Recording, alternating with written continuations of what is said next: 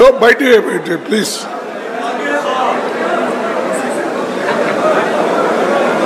इस मंच पर पधारे हुए हमारे लोकसभा के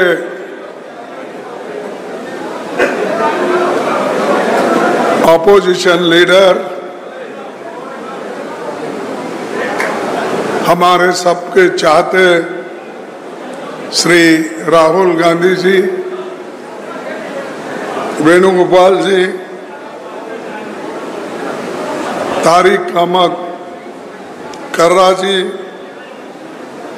गुलाम हमीद मीर जी, ताराचंद जी, रमन बल्ला जी, विकार रसूल जी, लाल सिंह जी, मनोज यादव, नीरज कुंदन और मूलराम जी,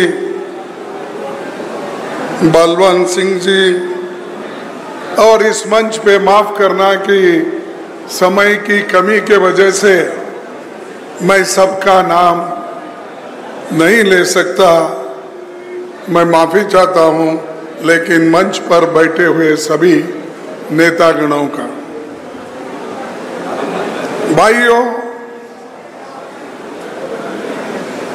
ये जो आने वाला चुनाव है ये बहुत महत्वपूर्ण चुनाव है,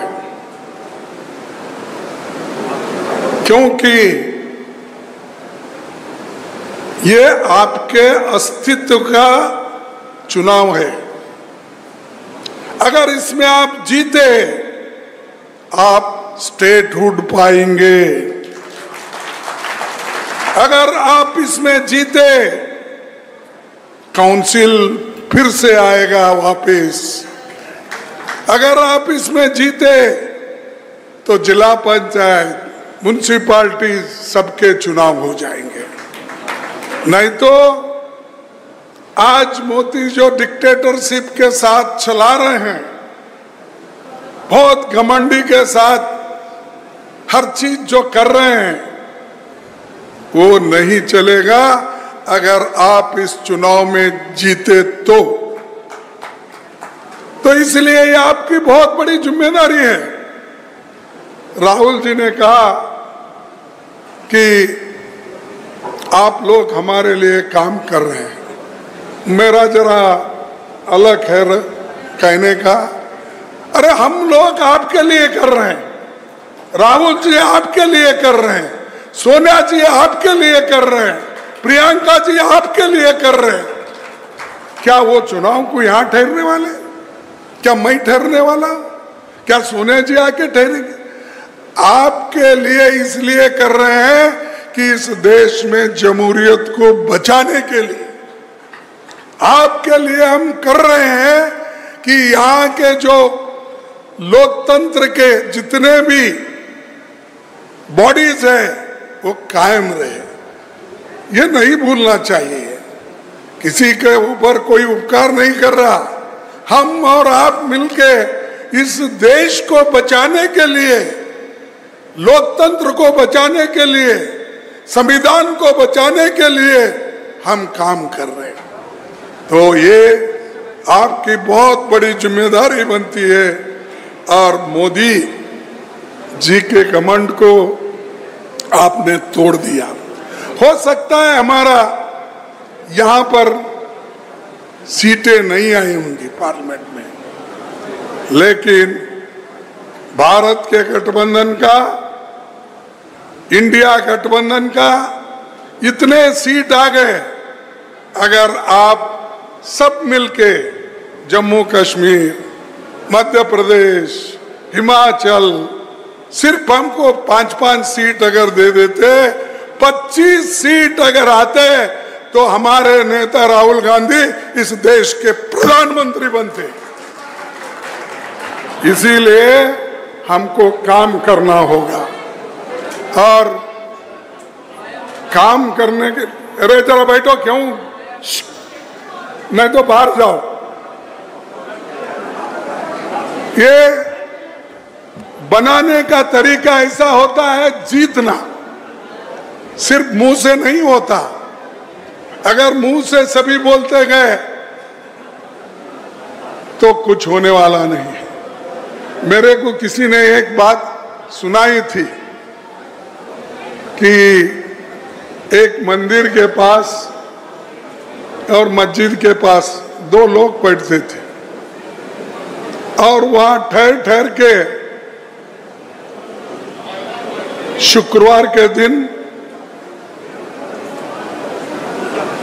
बोलते थे कि अल्लाह के नाम से चंदा दो, अल्लाह के नाम से पैसे दो, अल्लाह के नाम से।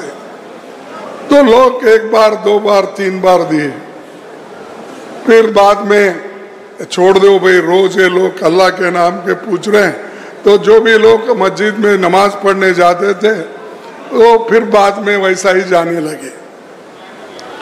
मंदिर के पास जाके ठहरते थे, भगवान के नाम से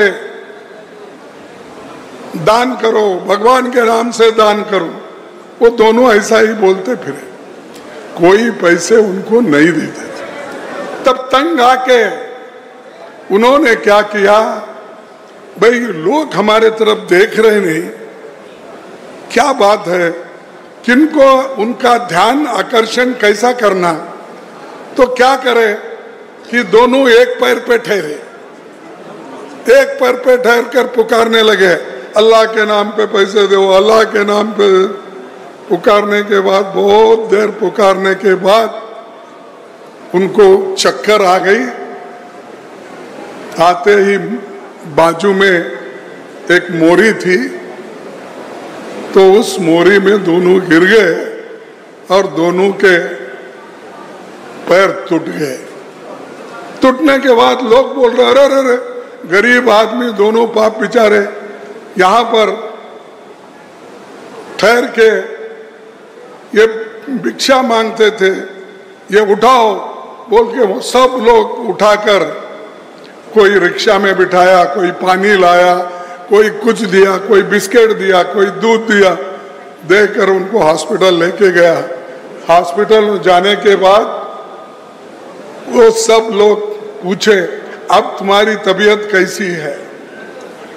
तब उन दोनों ने बोला, साहब अब ठीक है, अल्लाह देता भी है तो टांग तोड़ के देता है। तो हम दोनों के टांग दुखने के बाद सब लोग हमारे तरफ आ गए, ऐसा वो लोगों ने बोला। तो हर चीज को, हाँ कर साहब का भी वैसा हुआ, तुमने हाथ तोड़ दिया उनको मिल गया। तो मैं कहने का उद्देश्य है कि मेहनत करे तो कुछ मिलता है। दुआई मांगने से बच्चे पैदा नहीं होते, होते? हाँ, मेरा कहना नहीं, संत तुकाराम कहते हैं, नवसे पुत्र कन्या होती तर पति लागने का कारण। अगर दुआई मांगने से, मंदिर को चक्कर मारने से, रोज जाके 24 घंटे नमाज पढ़ने से ही अगर बच्चे होते तो देश में, दुनिया में कोई शादी ही नहीं कर लेता। हर महिला मंदिर को 100 चक्कर लगाती थी, मर्द भी 200 चक्कर लगा देता, बच्चे हो जाते थे।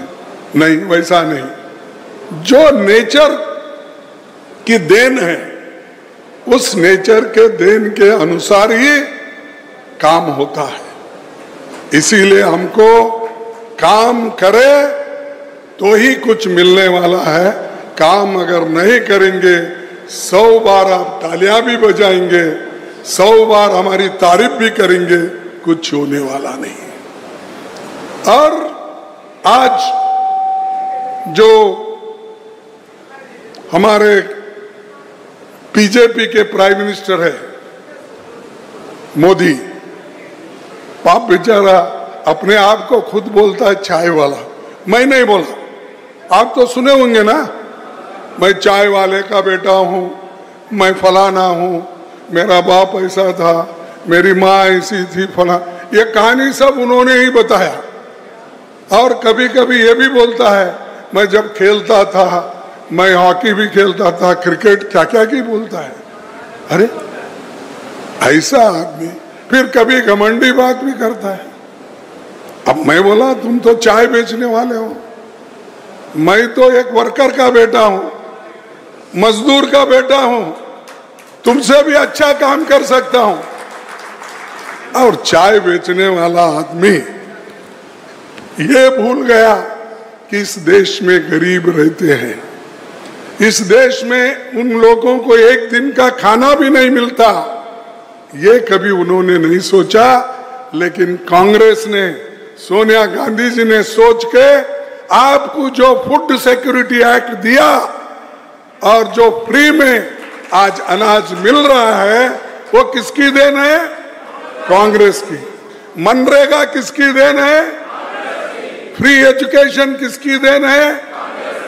अरे तुम्हारे पास यार, मैं आया था वैष्णव देवी से, उधर क्या पीर पंजाल बोलते हैं, क्या चिनार बोलते हैं, वहां पर जो टनल ओपन करने के लिए मैं बना, यस बनियाल, अरे बनियाल करेक्ट, उन्होंने करेक्ट है।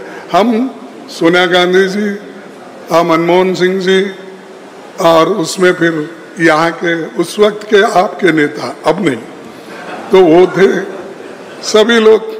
हम इनॉग्रेट करके ट्रेन चलाने के लिए हमने पूरी कोशिश की, और इलेक्शन आया, हम वो ट्रेन नहीं चला सके, लेकिन जो टनल में बनाने का था वो हमने ट्रेन छोड़ दिया। लेकिन मोदी बोलता है देखो वैष्णव देवी से पीर पंजाल तक जो चला ट्रेन वो मेरी वजह से चला। अरे, और बहुत से तुम्हारे पास जम्मू में यूनिवर्सिटी होगी, कश्मीर में होगी, तो वो यूनिवर्सिटी कभी देखा नहीं, फिर भी बोलता है कि मेरी जमाने में ये यूनिवर्सिटी बनी। ऐसा आदमी है। इसीलिए मैं एक ही शेर बोलता हूं, कभी घमंड मत करना, कभी घमंड मत करना। तकदीर बदलती रहती है, तकदीर बदलती रहती है, शीशा वहीं रहता है, बस तस्वीर बदलते रहती। अरे अब तुम्हारी तकदीर बदली है, जनता का काम करो भाई। यहाँ का सरकार निकाले, यहाँ की आज नुमाइंदगी नहीं है, ना राज्यसभा, ना पार्लियामेंट, ना असेंबली, ना काउंसिल, ना जिला पंचायत, ना म्युनिसिपैलिटी में है। किसने किया ये सब? अरे खुद जम्मू कश्मीर का सत्यानाश करके आज ये कहता है मेरी 56 इंच की छाती है, मैं सब लोगों को एक ही आदमी बस से, मोदी सब पे भारी है, उन्होंने ही बोला। लेकिन आपने अच्छा सबक सिखाया। राहुल गांधी जी की जो यात्रा कन्याकुमारी से कश्मीर तक चली और उधर मणिपुर से लेकर बंबई तक चली, तो उनकी हवा उतरी ये हमारे 2024 के चुनाव में। अब उसकी मेजॉरिटी नहीं है, फिर भी पाप बेचारा पुकारते फिरते रहता है। मेजॉरिटी नहीं थी, जैसा हमारे को 208 सीट आए थे, यूपीए गवर्नमेंट बनी थी, उससे ज्यादा उसको आज एक 15-20 सीट ज्यादा मिले। लेकिन इसके ऊपर भी घमंड करता है। तीसरी बार मैं आया, अरे भाई हमारे पास राजीव गांधी ने 415 सीट लेके आने के बावजूद कभी घमंड नहीं किया, कभी किसी के साथ बर्ताव जो करना था, अच्छा व्यवहार करना था, वो करते आए। सबको सम्मान देते थे, सबके साथ रहते थे। ये है राजीव गांधी और पंडित जवाहरलाल नेहरू देश को बचाने वाले, इंदिरा गांधी गरीबों के साथ रहने वाले। ये काम हमने किया। ये ऐसा है, इन्हों तो हमेशा अपनी बात बताते हैं, परसों कभी 2023 में कभी शाह आए थे, सुना मैं, अपने जम्मू कश्मीर की तरफ, और उन्होंने कहा आप लोगों को जल्द से जल्द स्टेटहुड मिलेगा। दिया? कितना देर लगता उसको? अरे आपको डिसॉल्व करने में टाइम नहीं लगा। जैसा कि राहुल जी बोले, बहुत से स्टेट यूनियन टेरिटरी से राज्य बने, स्टेट बने, और स्टेट में बंटवारा होके फिर स्टेट बने, उनका नाम पूरा उन्होंने बताया।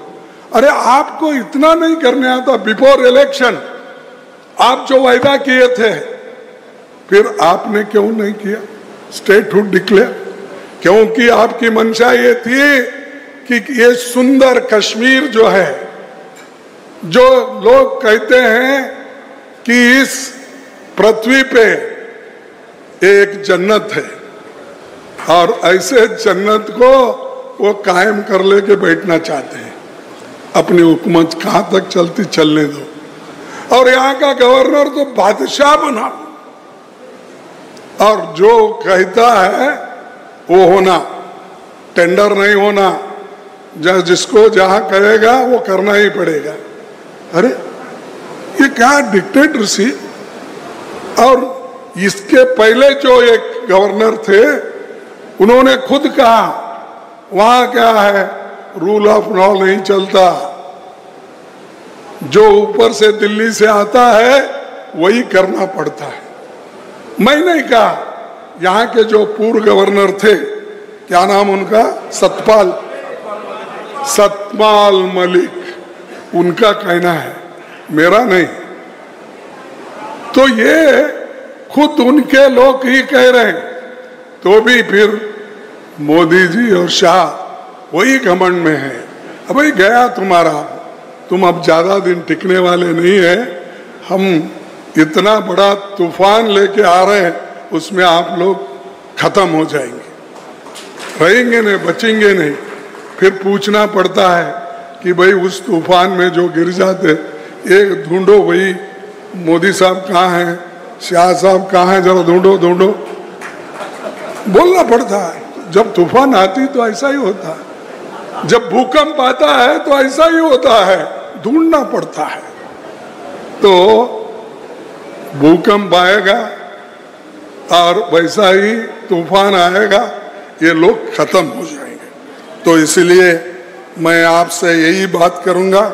और वहां पर मैं एक बात कही थी कि तो हमारे बीजेपी के लोग ये ना समझे कि हम कायम है, सबको सता रहे, गरीब को सता रहे। और आज शेड्यूल कास्ट के वोट छीनने के लिए, शेड्यूल कास्ट के बच्चों को तंग और तबाह कर रहे हैं। और उसी तरह उन बच्चों को, जो पढ़े लिखे बच्चे थे, उनको जो नौकरियां मिलते थे, वो नौकरियां खत्म करने के लिए उन्होंने लैटरल एंट्री शुरू करी। क्या आप यूनियन पब्लिक सर्विस कमीशन से अगर बुलाए तक उसमें होशियार लोग नहीं मिलते हैं? आज तक जितने भी IAS IPS बने, IRS बने, क्या वो सब बेवकूफ थे? तुम्हारे पास ही होशियार लोग हैं RSS और बीजेपी में। और ये काम जो कर रहे हैं, गलत कर रहे हैं। इसकी आवाज राहुल गांधी जी ने उठाई और बाद में सब बाकी के लोग भी उसको शुरू किए। तो फौरन वो समझ लिए ये कहाँ एक बहुत बड़ा दंगा होगा, इसीलिए जल्दी वापस लो बोल के रातों रात वापस लिए। और वक्फ बोर्ड की एक अमेंडमेंट बिल, उसको भी जब पूरे लोग अपोज करे तब वो ज्वाइंट पार्लियामेंट्री कमेटी को भेजा गया। ऐसा ही अगर हमारे पास ताकत है, वो लोग डरते हैं। अगर हमारे पास ताकत नहीं है, कोई आपको डरेगा नहीं।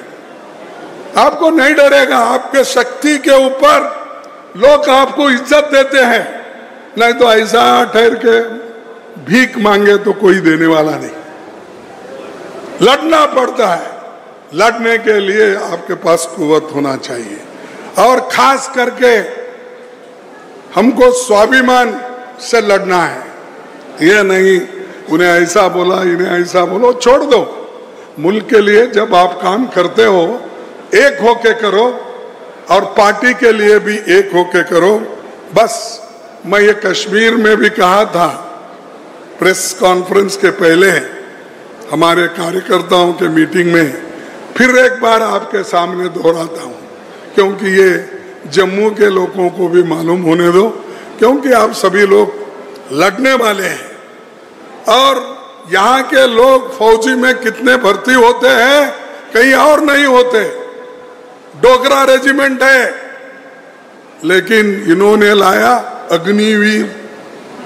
अरे अग्निवीर कहाँ, डोगरा रेजिमेंट कहाँ? अग्निवीर वो भी स्टाइफंड के जैसा, उनको पूरा ट्रेनिंग नहीं होती, उनको पूरा कुछ मालूम नहीं, उनको पगार नहीं, रिटायर होने के बाद पेंशन नहीं, वो घर को सीधा चले जाना अग्निवीर। अरे अगर वो मिलिट्री में भर्ती होते, उनको अगर रिक्रूट करके परमानेंट बनाते हैं, उनको पेंशन मिलता है, मरे तो उनको कंपेंसेशन मिलता है, देश की रक्षा कर सकते हैं। ऐसा स्कीम छोड़कर तुमने एक मामूली अग्निवीर स्कीम लाए और मिलिट्री को खत्म कर रहे हो एक एक करके। तो ये मोदी की सोच है, इसीलिए ये लड़ना जरूरी है। ये आपके लिए, देश के लिए इम्पोर्टेंट है। इसीलिए मैं आपसे गुजारिश करूंगा, लड़ नहीं सकते तो बोलो, लड़ नहीं सकते तो बोलो, कम से कम बोल नहीं सकते तो लिखो, कम से कम लिखना तो करो। जर्नलिज्म में लिखो, उधर लिखो, इधर लिखो, लेटर लिखो। इसके खिलाफ जो जुर्म कर रहे हैं, जो अनडेमोक्रेटिक वे से चल रहे हैं, वो आप बताओ।